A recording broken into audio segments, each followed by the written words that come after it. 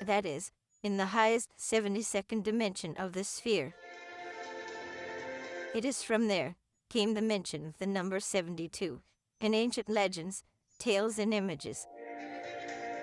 It should also be noted that the familiar material world changes already in the fourth dimension, and in the seventh, it is no longer present as matter.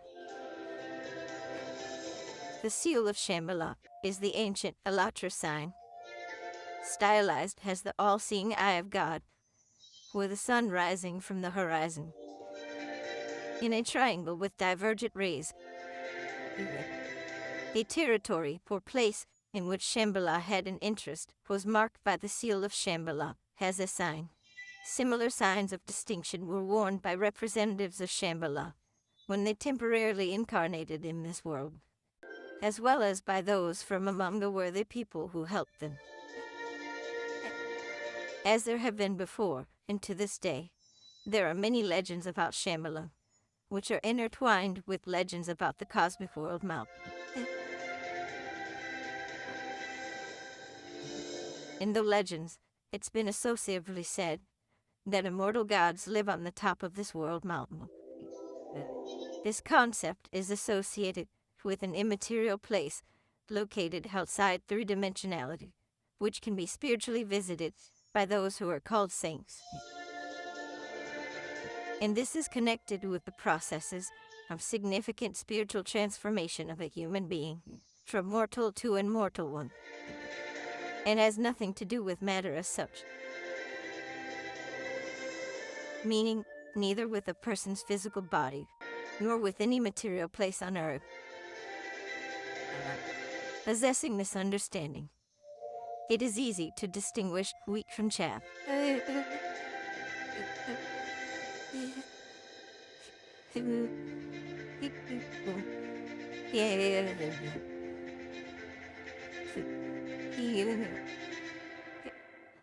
When the primordial knowledge is lost, a human being feels the primordial spiritual. This is embedded in him at a subconscious level, but a human also hears the thoughts that consciousness is constantly dictating to him, and he mistakenly perceives them as his own. Whatever a person chooses in himself, what he attaches his attention to, is what he eventually receives. Loss of spiritual knowledge occurs when a person ceases to work on himself spiritually, loses his inner connection with God, that is, a possibility of gaining his real immortality in a temporary life. Instead, he begins as a servant to fulfill directives of consciousness, to seek immortality and salvation in the material world. The result is definitely sad. A subpersonality. The patterns of consciousness as a part of the system are the same at all times. Therefore, everything in the world is stereotypical and repeats itself after a certain period of time. 12,000 years is just a cycle.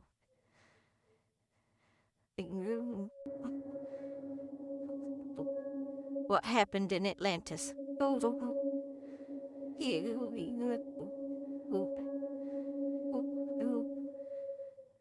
A majority of people have chosen a consumer format of civilization in their minds.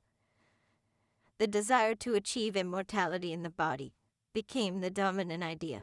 Consciousness began to actively distort and substitute the primordial spiritual knowledge with directives beneficial to the system.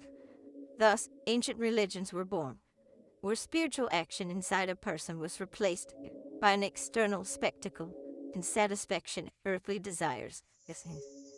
Atlantis is an example of that. Thus, due to the loss of the primordial knowledge, in the legends, people began to call the seven messengers from the spiritual world gods. This misconception, by the majority, was taken advantage of in their earthly interests by ordinary mortal people, who, having gotten their hands on power, resorted to the latest achievements of science, the discovery of prolongation of human life beyond the species limit.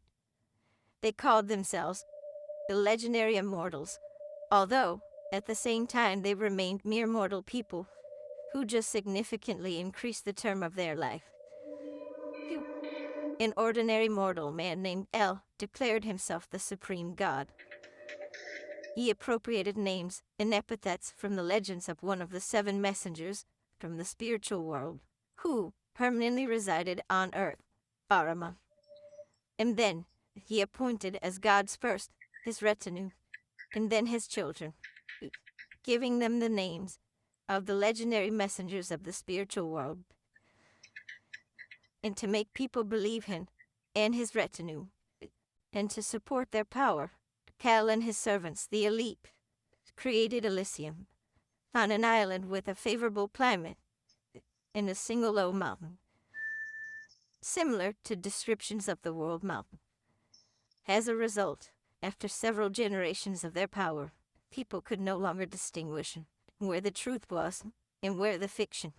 Only nothing remained of the holy. The society became degraded. Salvation of the body became the goal of people's life. And the concept of one God turned into worship of a material image of a mortal man with a beard, sitting on the throne.